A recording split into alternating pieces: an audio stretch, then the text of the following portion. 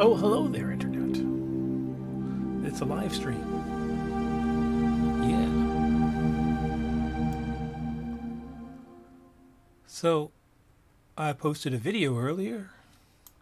It was about refilling cartridge pens. And a couple comments came up.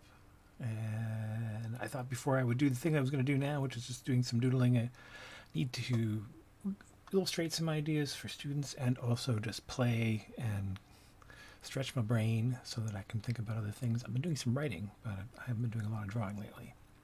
So this is going to be both therapy for me and stuff for students. But first, it was mentioned in the video that you could just get converters, and so I mentioned having converters and that they don't fit.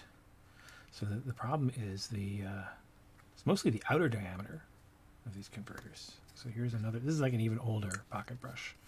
I have a drawer with 4 more of them in it that are retired because they just don't keep a good point anymore. And it just barely, you have to squish it in, and it's not great. It's sort of jammed in. So it doesn't go in very far, which means it can come off pretty easily. Let me see. How much can I force it in? I don't use these things. You kind of can, but then it's really rammed. And then this one is definitely too big. I did not like that ramming it in thing. It's quite barely a fit.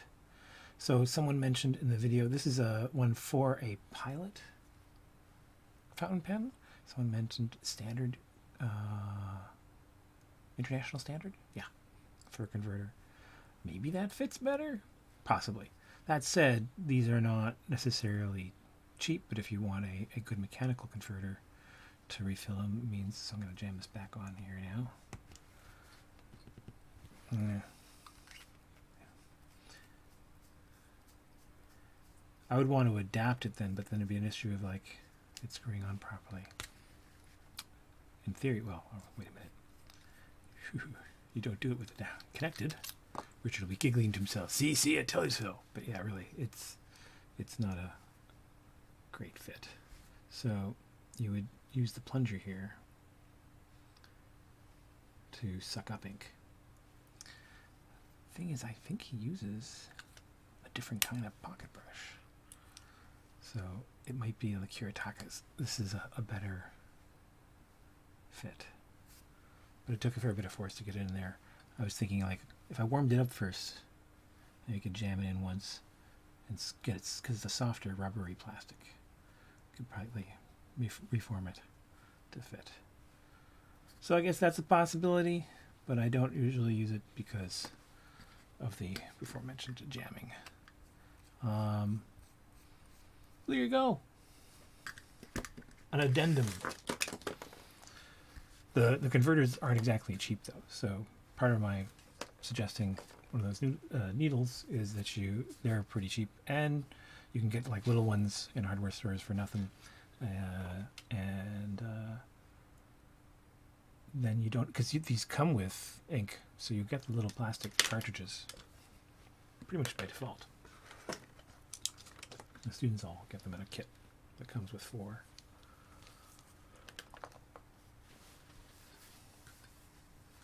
So a couple of things I want to draw. This is just a demonstration of what I refer to in my class as figurative contour drawing. So it's very gestural. I'm drawing forms that I know from life art study. So to some extent, it's a simplified figure, but I can draw a body or skeleton from memory pretty much. And so this came up in my cartooning class. Someone asked me to show them the style mannequin I used for drawing Marvel comics, and my answer was partially facetious because it was the class that was already over, and that was going to be, I was taking questions, but that would have been a lot more work. But also, I wasn't using a mannequin really anymore at that point. I was doing this sort of gestural So it wasn't I never used a mannequin. I would use them for difficult poses where I had to think out the mechanics more. But by the time I was doing any work for Marvel, I was already drawing in this mode. So I'm not drawing. It's like I did a mannequin and I can skin it. I can kind of, these air quotes, see the mannequin. I use air quotes because, as I've mentioned in other videos, I'm aphantasic. I actually don't see anything on my head. But I know it the way I know handwriting. It's a pattern that I can then evoke. And you'll notice that like I'm drawing is the figurative silhouette, and I'll refer to them in class as figurative contours, because it's different than just straight contours because it's topological. I'm drawing across, but like that's also part of the leg. So topological contours as well as edge contours. I'm not sure about proper terminology, to be honest, because I am predominantly self-taught, but I have also read, and I did take art classes in high school, so I'm not totally self-taught. I grew up around artists, and so always, whenever I mention that, I like to qualify that I've had many teachers. I just self-directed is what most people mean when they talk about that.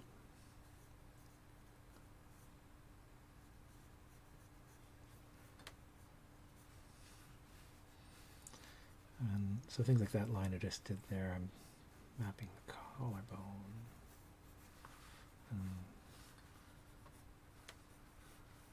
I always say, you know where the spine's coming up in the back, and these two bundles of muscle and tendon that control the position of the head, back of the skull, jawline comes down just in front of, ear rests there.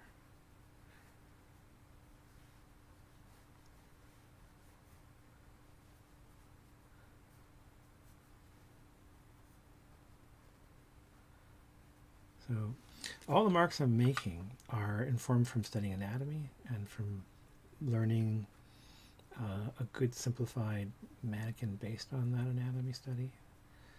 Right, I'm not drawing anyone specific, so this is a true mannequin, and then it's a totally made up person. There's no reference image. Just building. Faces are very intricate, but I like to keep the same gestural pace. Keeps it more lively. I don't want to get into revising or fixing too much.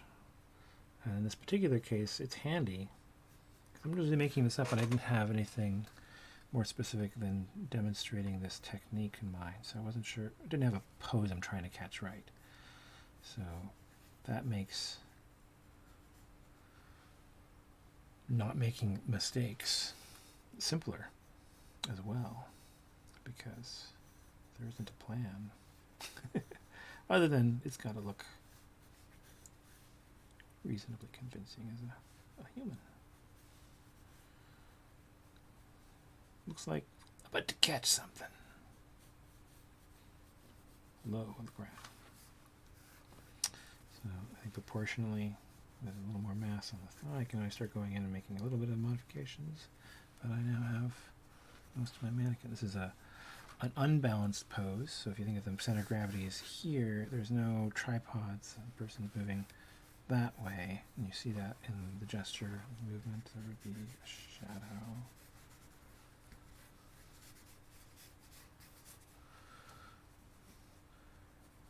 Kind of the mechanically obvious rationale for his stance.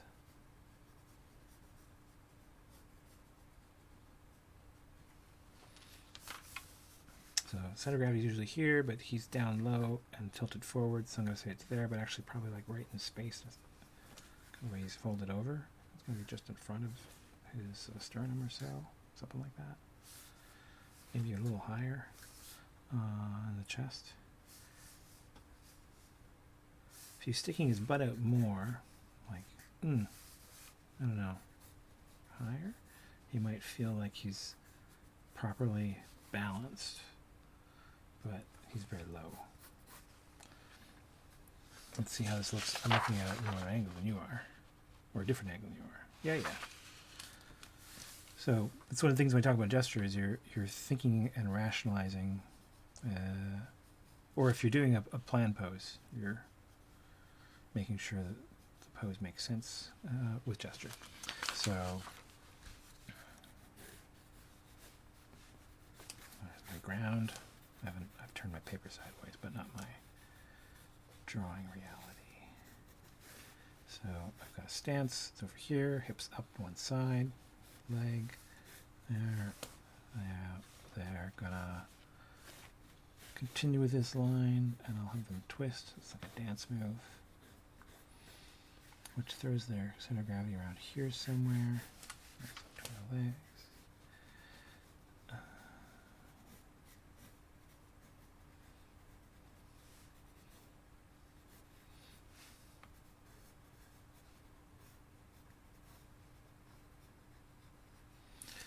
Now, this kind of figure drawing, instead of a strict kind of Marvel Way mannequin, so by that I mean like the equivalent of this would be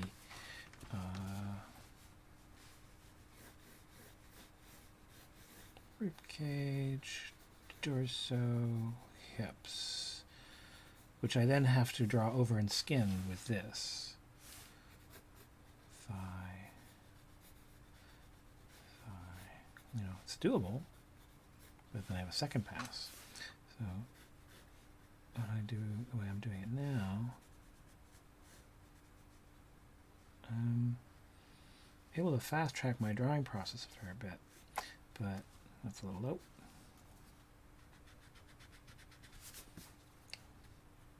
Getting a little dark there, distracted.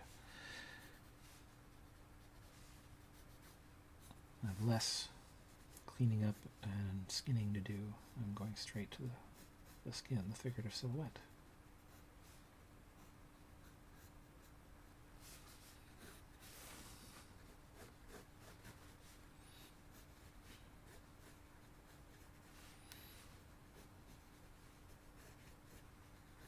Just sort of mapping in some quick muscle patterns.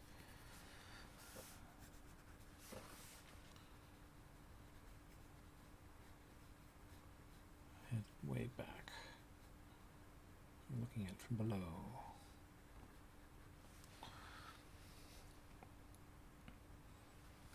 That kind of thing.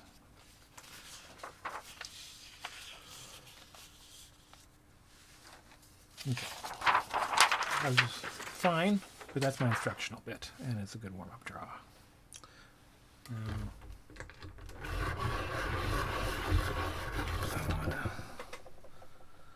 I think I've got 2 stories I'm working on.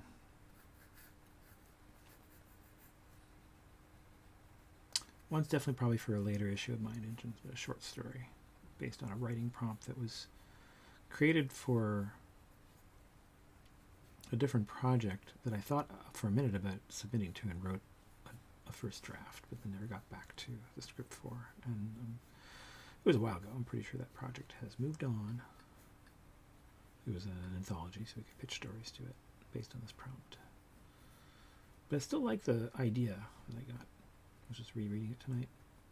So I'm probably going to work on that for a future short.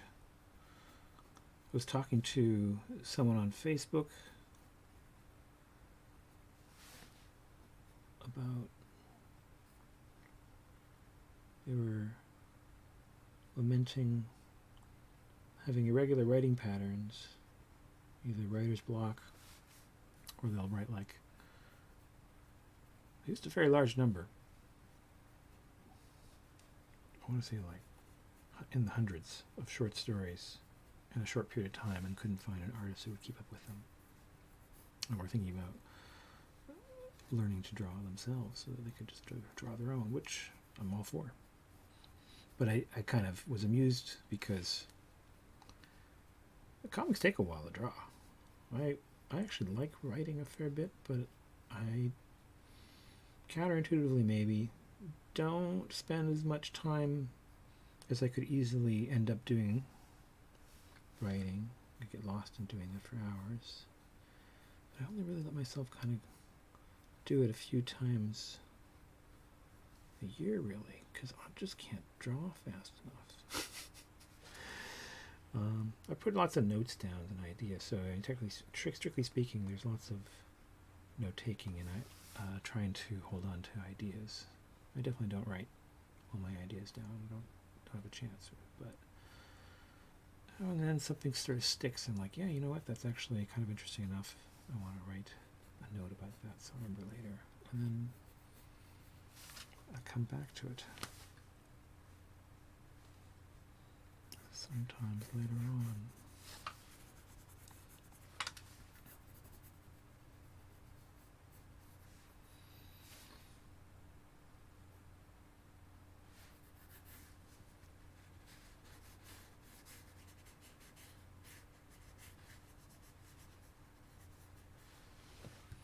It's not standing.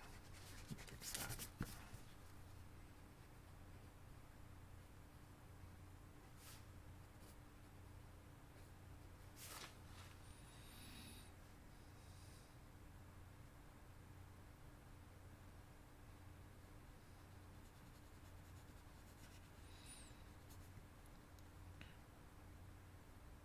And then there's this thing. I was talking about stories, by the way. Long silence there. I think I'm definitely going to, if I keep doing these live streams, I follow the habit at times because, A, I want to play music, and that's a bit of an issue. Thanks, YouTube. Now I understand why, but I need to sometimes do that. But then other times I want silence, and that's fine for streaming. But I feel compelled to fill the silence with yammer.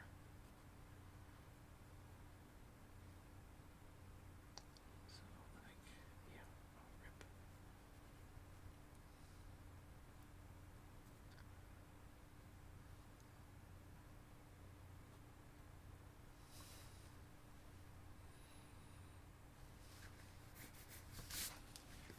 Don't get too caught up in it. I need to figure out.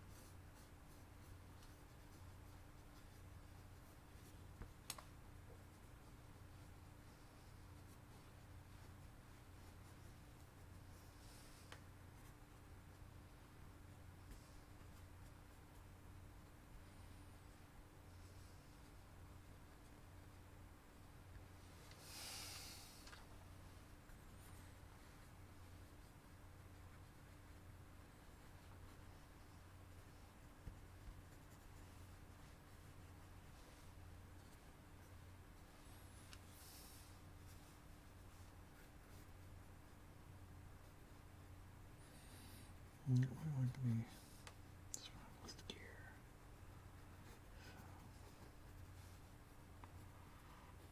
It's gonna be a boot.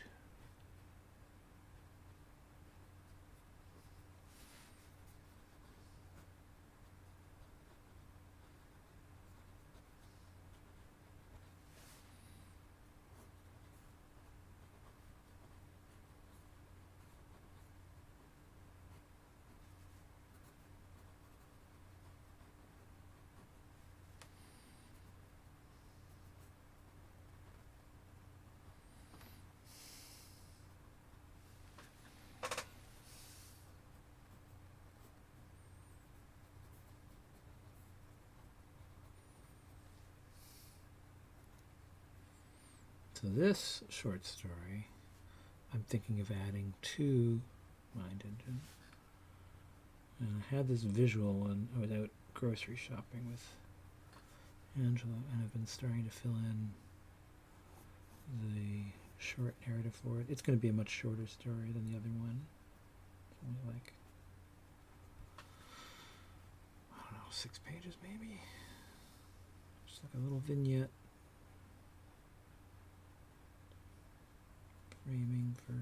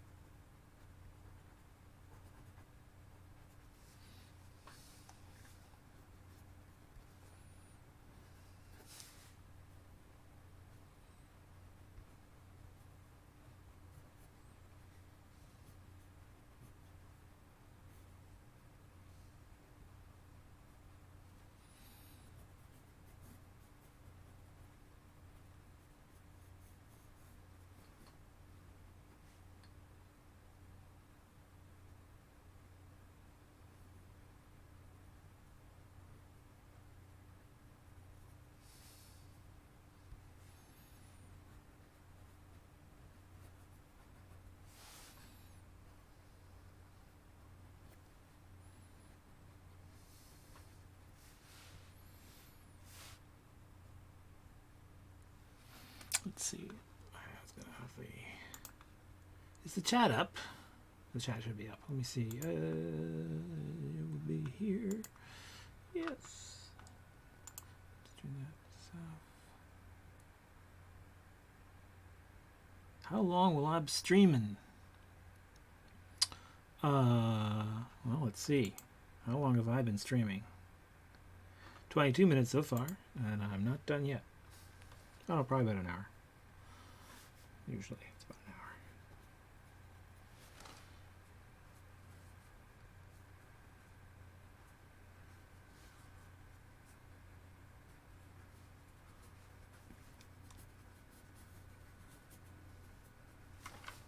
So a visual comes to me. It's not a picture in my head. It's kind of like the event, the story of the event, like a news report.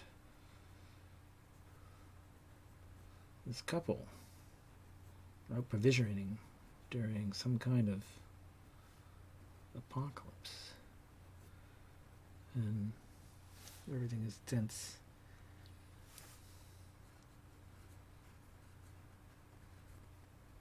I'm very concerned about too much proximity to anybody else around, and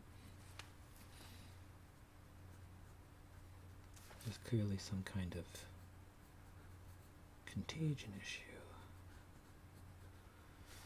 And then somebody leaving the area with their goods sneezes, and everyone freezes and waits. And a moment later, the poor fucker explodes from the inside.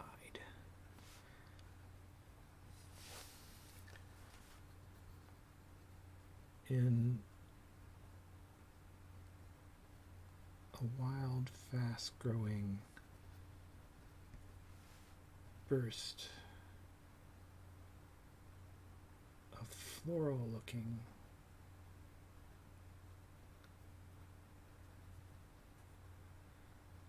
ivy-like things.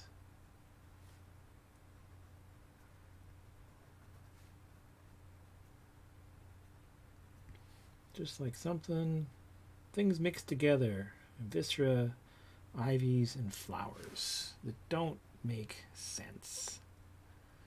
I just love the weird idea of that visual. So, there's a little short story about this. Spoilers. Things get kind of twisted by the end. This is just like the opening scene. And I think this is part of the art for the opening scene. I have to figure out how I'm designing it or laying it out. but I wanted to start drawing. This might even just be concept art.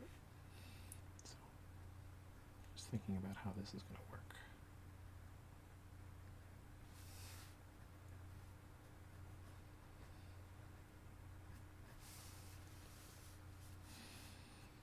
I'm also still debating exactly what stylistic finishing I'm going to approach to work with.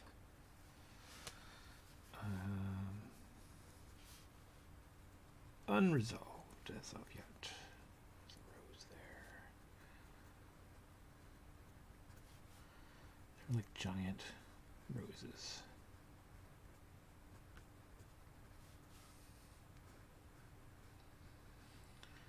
But they're also going to be like spore things. Spray everybody who sticks around too long. Going, what the fuck? Except at this point, everyone knows that. Anyway. And I have that story in my head. That would be wild. I'll usually say it out loud to Angela, and depending on how she reacts to it, and whether I think it just sounds like a dumb dad joke, or actually kind of like, well, you know what? Kind of neat idea. I might write it down, and then later on, it can turn into a piece of a script or just an illustration idea, or it gets forgotten and never seen again, or, a few things have ended up integrated into other stories that weren't necessarily written for those stories, but I'll look at them later on and go, you know what, that's perfect for X, Y, Z. Yeah. And I want that to go higher. So this is definitely just like a rough. But I like this. I'll use this probably as my pencil for this particular action figure. One of the number of modalities I use for drawing comics these days is breaking figures and instances and poses out from the page and drawing them on their own, and then just scanning and bringing it together in Photoshop.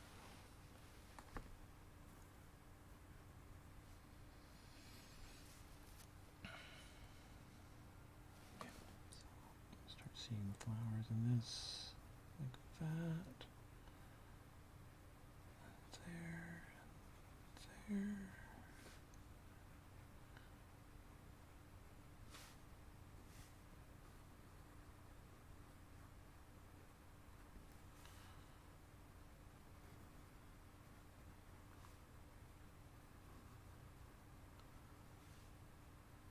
Of course, this is all like, because it's not literal pictures, I can have theories about how I think it might look. But for me, part of the fun is the discovery of figuring out actually how that's going to work on paper. It's all very improvisational. So I don't have like a real set plan, just kind of a notion about something that, if you put these things together, or you do that, it should work like this. But I have to go try it out. Don't know for sure.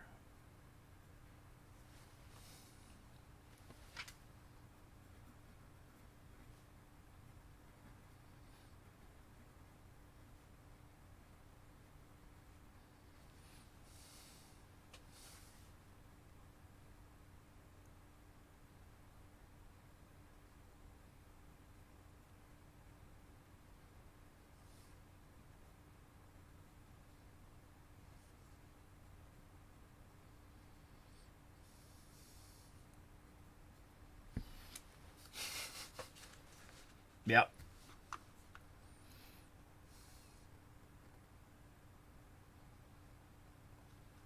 Well, for one thing, I use a blue pencil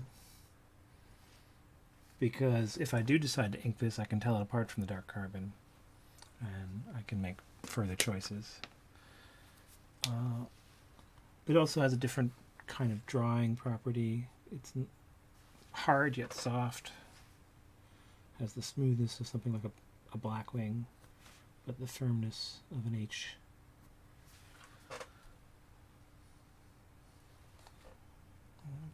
Tradition goes back to doing it in animation, but There are a bunch of different reasons. You'll see people use a very light blue pencil because it doesn't reproduce well, but this is a dark blue pencil, so that's not the same effect. And I have black and carbon and all the other colors.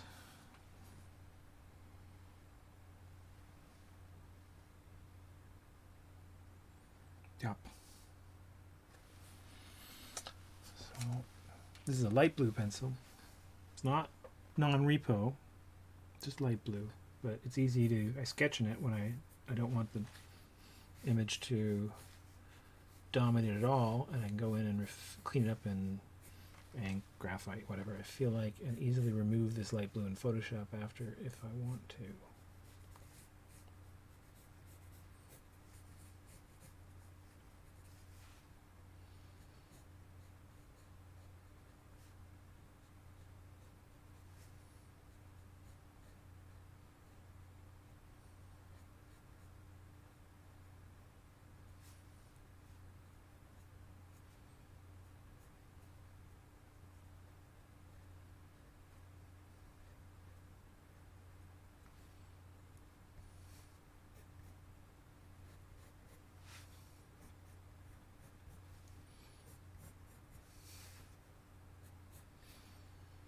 I imagine by the time mine comes out,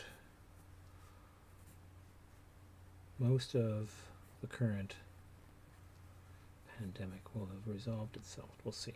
Not sure how long I'm going to sit on the book, but I've decided to postpone publishing this summer and just do more work, more stories, longer installment for Dream Life, more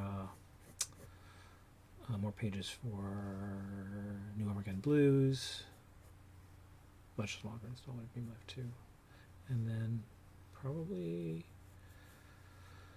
more other stuff, possibly more Bastard's Tale, definitely.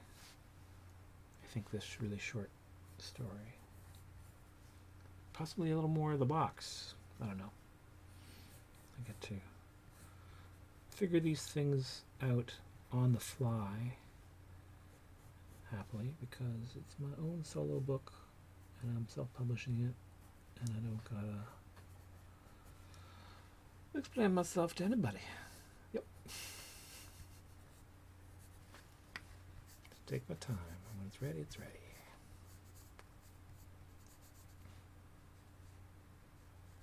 Definitely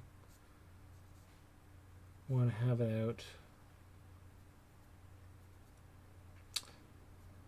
I think I'm going to have a 2020 publishing date, even if it's a soft launch. But that's also subject to change. I may completely be lying there.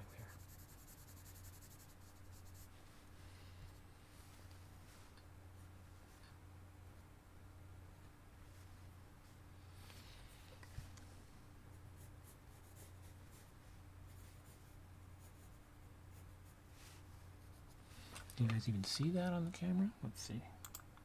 Oh yeah, it's very faint. It's exactly the point. It's very faint. You can easily draw over for the next stage without erasing anything.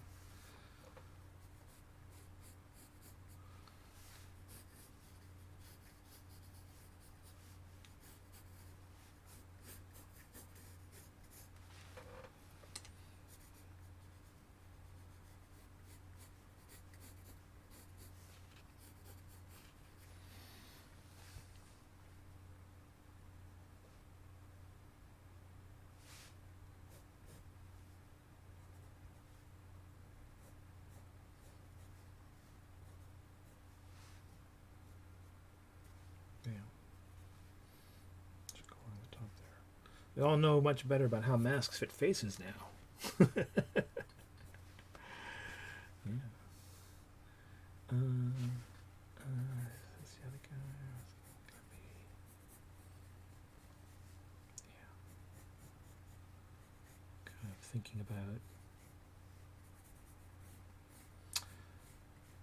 Sometimes I just start making shapes.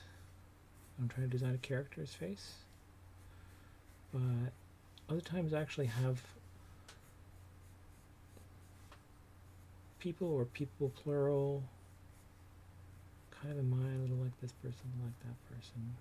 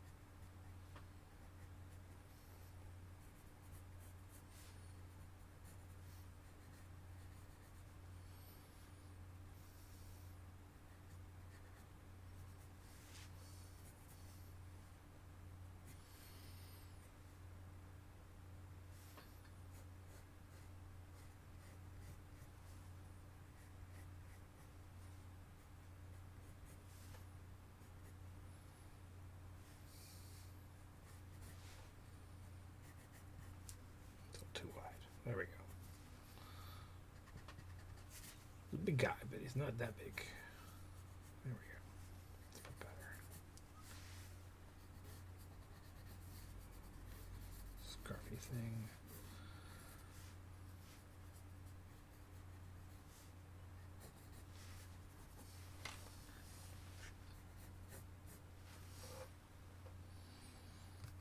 Yep.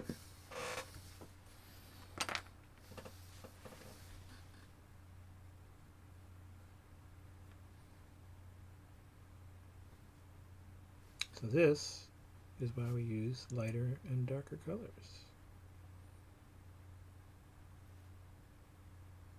So that the darker colors can be used to clean things up. Or graphite.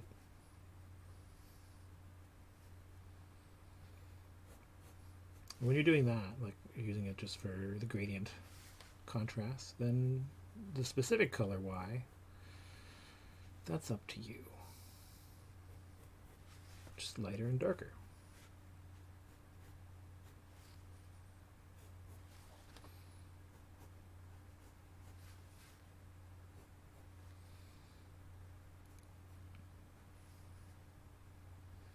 And sometimes I like to use actors to design my characters. Especially like for Dracula. That was something I did intentionally because I wanted to see their faces at different ages, and I don't trust myself to age someone accurately.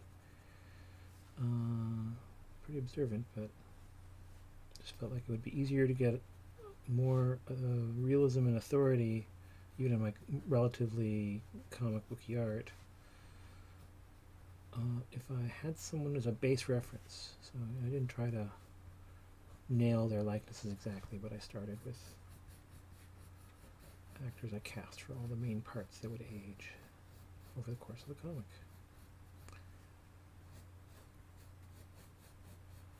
If anyone's curious, Vlad Dracul the Impaler is Sean Penn.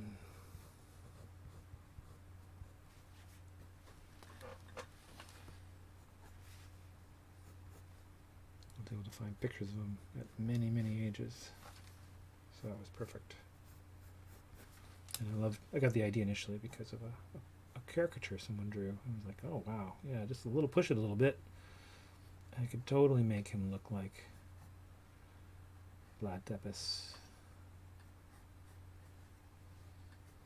It was the similarity between the caricature and the sculpture statue that's stylized itself that I'd found pictures of.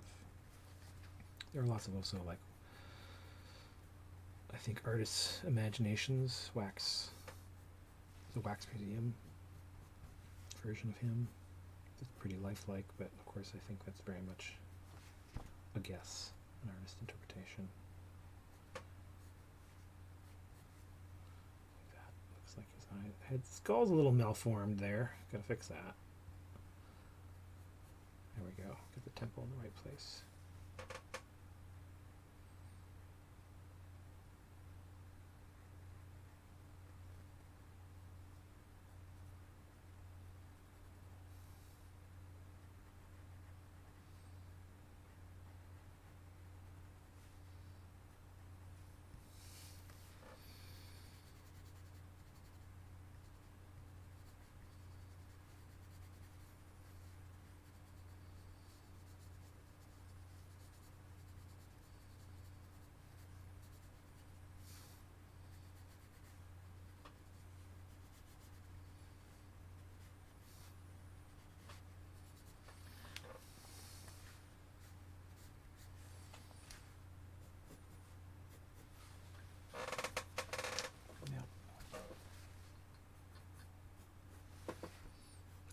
A little too high even. Doesn't quite feel right. Not a question of like objectively right, but for the character the way I want him to look. Yeah, he's gonna have a low forehead, relatively speaking.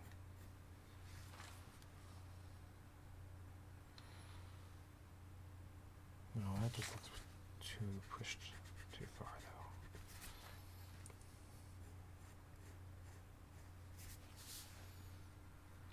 back to where I was. A little bit shy of, actually. I should really, in a nicer line, take my own advice. There we go.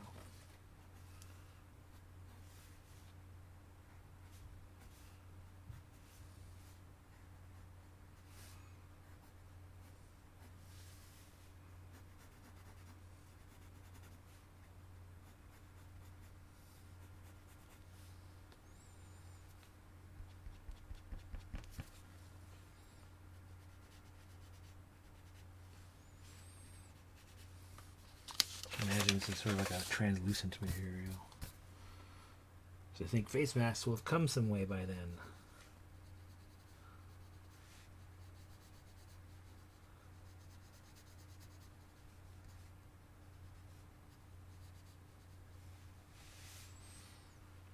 Something like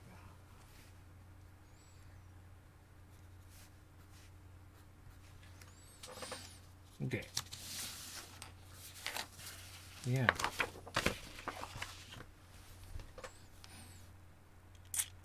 What do I got going on? Let's get you a little closer look before I turn this off. There we are.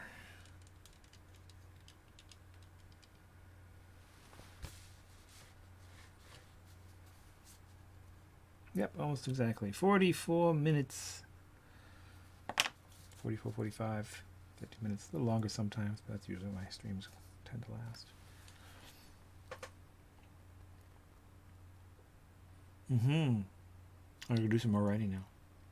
I need to get something on paper, figure out what these people look like. There's definitely going to be some more drawing. I want to think about their clothes, the culture, the fashion. I have some ideas, but now that I've seen it on paper, I'll have more ideas. I tend to bounce back and forth between sketch and notes, and that helps solidify my ideas. If I'm working with someone's script, then I'm bouncing back between reading the script and drawing, and reading the script and drawing. But because I am writing the stuff myself, then it's writing and drawing and writing and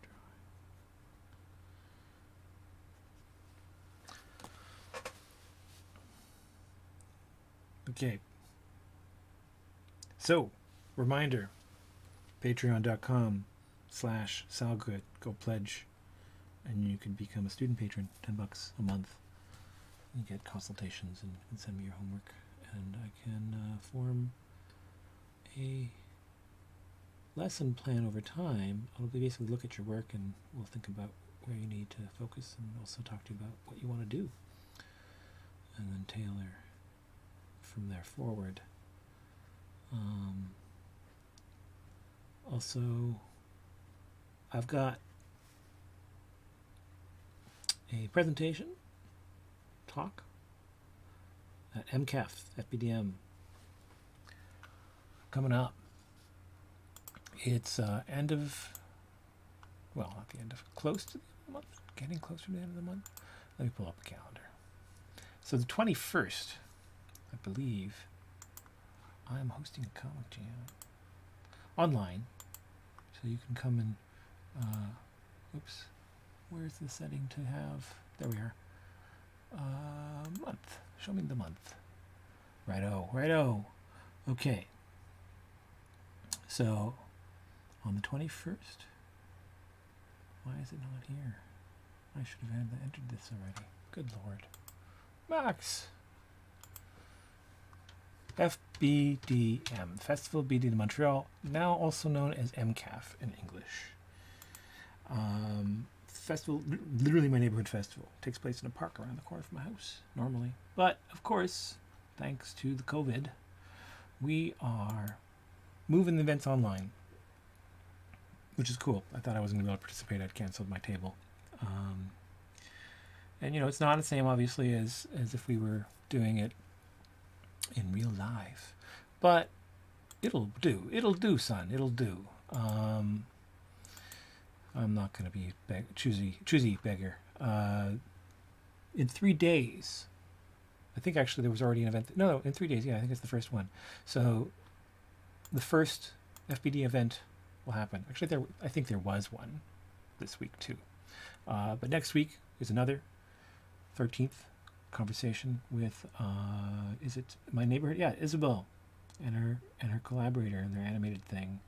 And then on the 20th there's another thing, and the 27th, actually even after the festival technically, there's another thing. But then also on the weekend, so let me go to the site. I'll tell you the things. So it's the festival proper is the 22nd, 23rd, and 24th. And on the 21st, so much going on. There is the awards. Hang on.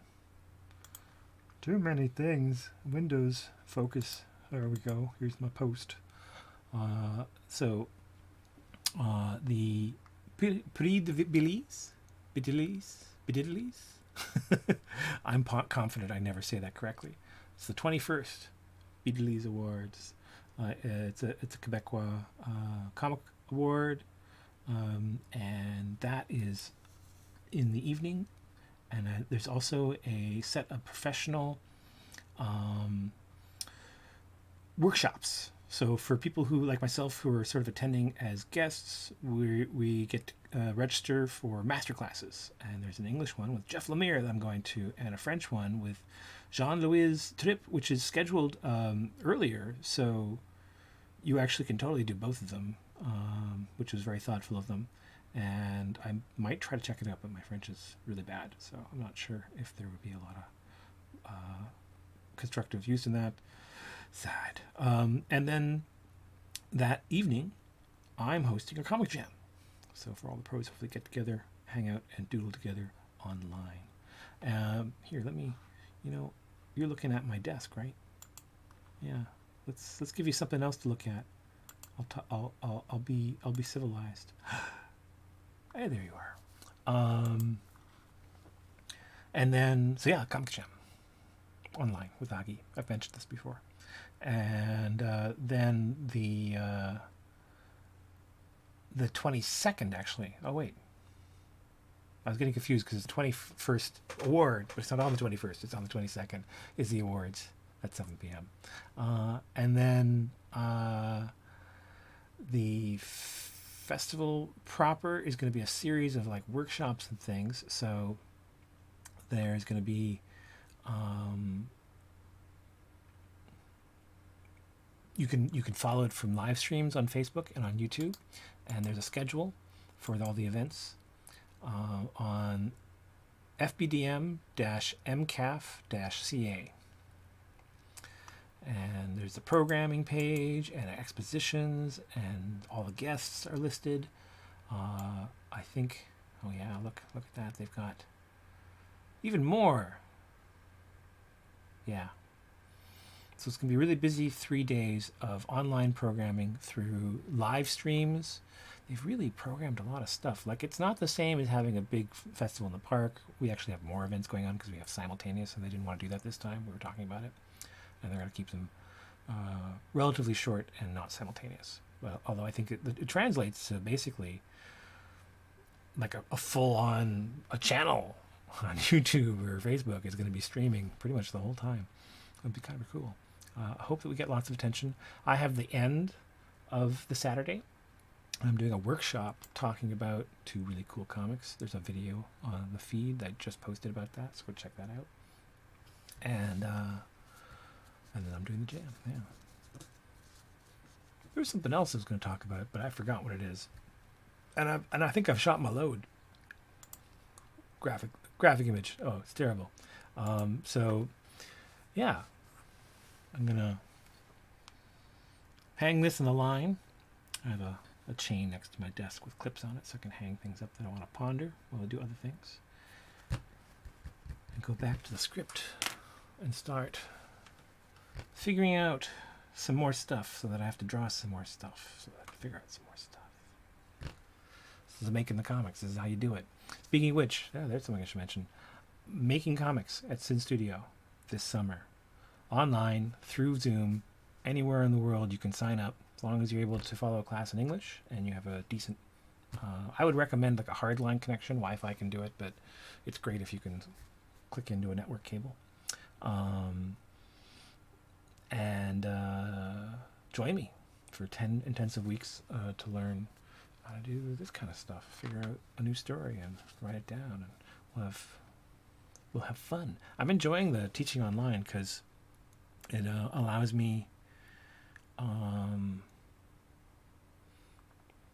I'm addicted to learning, and it's making me have to think about and learn a new way to teach the classes. And I think I'm finding ways to get more into them in some ways. We'll see. We'll see how it ends. It's we're only halfway through the semester, so don't get ahead of myself. I'll jinx it. Keep having fun. Patreon.com/Salgood for pledging, reading my comics. You can go to Gumroad. There's links in the description text. Synstudio.ca for my online courses, or Patreon as a student patron to have sort of a free-form tutorial relationship. And be safe. Wash your hands. See you around, folks.